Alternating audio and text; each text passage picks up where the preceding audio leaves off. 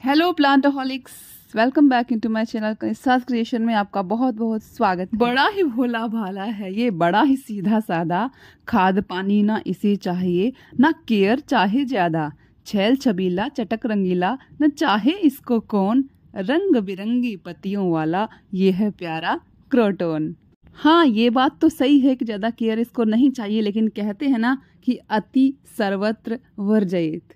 तो जब किसी चीज़ की अति हो जाती है, चाहे वो खाना पानी ही क्यों ना हो, तो हर एक चीज़, हर एक प्राणी, हर एक जीव जो है वो दुखी हो जाता है। कुछ ऐसी ही कहानी मेरी इस क्रोटोन की हुई थी।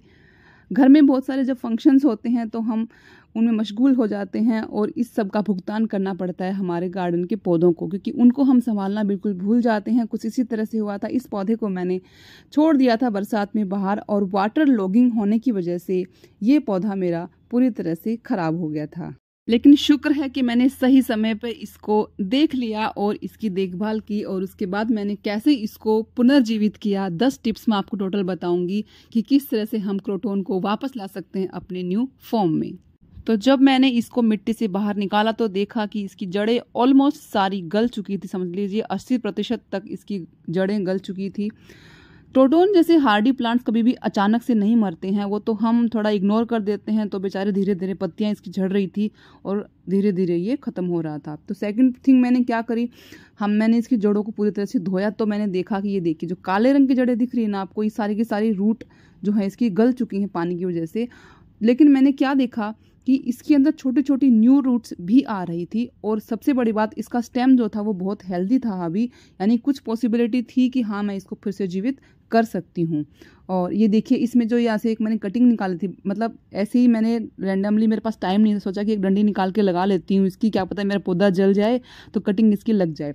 जब मैंने कटिंग की थी तो उसके साथ में छोटे छोटे पेटल्स आपने देखे होंगे, इसका मतलब इसके अंदर जीवन तो अभी था, यानी नए अंकुरण इसमें अभी हो रहे थे। तो अभी मैंने क्या कि जितनी भी एक्स्ट्रा ब्रांचेस थी ना उन सबको भी ट्रिम कर लिया, ताकि इन केस अगर मेरा मदर प्लांट नहीं लगता है तो इनमें से कुछ कटिंग्स तो मुझे मिल जाएं और मेरा पौधा पूरी तरह से मेरे गार्डन से वैनिश ना हो। तो कटिंग्स को भी ग्रो करने का एक मेथड होता है, अक्सर वो मेथड ही मैं अपने प्लांट्स में अपनाती हूँ जिसके मुझे 100% रिजल्ट हमेशा मिलते हैं। कभी कभार नहीं मिलते, 90% तो मिलते ही मिलते हैं। बहुत सारी कटिंग मैंने निकाली है, इनमें से आधी भी लग जाएंगी तो भी बहुत है। तो ये देखिए सबसे पहले मैं यही काम करती हूँ, एलोवेरा के जो पत्ते होते हैं उनको फ्रेश पत्ते को लेकर उसके अंदर डिप करती हूँ अच्छे तरीके से, ताकि एक रूटनिंग हार्मोन का ये काम करे। ये मुझे पता नहीं, एक्चुअली मैं सही बताती हूँ काम करता है कि नहीं करता है, लेकिन कभी पौधे इससे ख़राब तो मेरे हुए नहीं है, तो कुछ ना कुछ तो इसका यूज़ अच्छा होता ही होगा। मेरे पास एलोवेरा बहुत पड़े हुए हैं, तो ये स्टेप मैं हमेशा करती हूँ अपने पौधों के साथ। अगली बारी आती है वो ये है कि इस पौधे को दे रहे हैं हम नया जीवन, तो देंगे उसको नई मिट्टी। हम उसको नई मिट्टी में डाल रहे हैं, और उससे पहले मैं क्या कर रही हूँ, जो रूट्स बिल्कुल ही काली हो चुकी हैं, डेड हो चुकी हैं, उनको मैं निकाल रही हूँ। बहुत ज़्यादा ट्रिमिंग मैं नहीं कर रही हूँ क्योंकि जड़ वैसे ही बहुत कम है इसके अंदर। तो जहाँ से मैं ट्रिमिंग कर रही हूँ वहाँ से न्यू रूट्स आ जाएंगी, मुझे ऐसी उम्मीद है। थोड़ी बहुत मैंने ट्रिमिंग रूट्स की कर दी है। सबसे इम्पोर्टेंट काम जो हमें अब करना है वो है ये है ऑर्गेनिक हल्दी। देख रहे हैं आप, ये है ऑर्गेनिक हल्दी। मैंने सब प्लांट्स में ये अप्लाई करी। आपने मेरा अडेनियम देखा होगा, आपने मेरा जेड प्लांट देखा होगा, सब में मैं यही स्टेप करती हूँ और सबके रिजल्ट मैंने आपको दिखाए हैं। तो मैं कोई भी फंगीसाइड इस्तेमाल नहीं करती, कोई केमिकल इस्तेमाल नहीं करती हूँ। इस तरह से जहाँ भी मैंने कटिंग करी है हर जगह पे मैं अच्छी तरह से इवनली हल्दी को ऐसे भर दूंगी। इससे क्या होगा कि जो कटिंग हमने किया वहाँ पे फंगल इन्फेक्शन नहीं होगा, और वैसे भी मिट्टी में भी फंगस नहीं लगेगी जहाँ भी रूट्स काटी हैं हमने। तो पूरी तरह से इवनली मैंने अच्छी तरह से ऑर्गेनिक, ये हल्दी जो है वो ऑर्गेनिक वाली है, असली वाली हल्दी है, कोट कर दिया है मैंने हल्दी से पूरे के पूरे प्लांट को। पिछली वीडियो में मैंने दिखाया था इसी तरह से मैंने जेड प्लांट को कैसे ठीक किया था, उसका शॉर्ट वीडियो भी मैंने डाला था।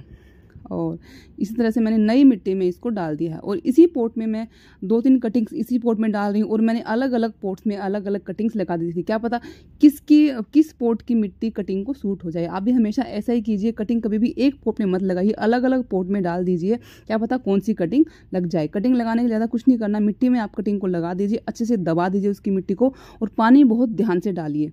और अब बारी आती है कि इस पौधे को हम कहाँ रखें। तो इस तरह से ट्रीटमेंट किए हुए पौधे को हमेशा आप ऐसी जगह पे रखें जहाँ पे धूप कम आती हो लेकिन वहाँ पे गर्मी रहती हो। तो हल्की धूप और गर्मी दोनों ही चीज़ें चाहिए होती किसी भी रूट को निकलने के लिए, किसी भी पौधे को फिर से उगने के लिए। तो क्या आप तैयार हो हमारे इस पूरी मेहनत का रिजल्ट देखने के लिए? और वो है ये आपके सामने। देखिए नई नई ब्रांचेज इसमें निकल गई हैं, बहुत सारे न्यू ब्रांचेज इसमें आ गई हैं और ये पौधा फिर से पुनर्जीवित हो गया है और मेरे आंगन की शोभा बढ़ाने के लिए फिर से तैयार हो गया है।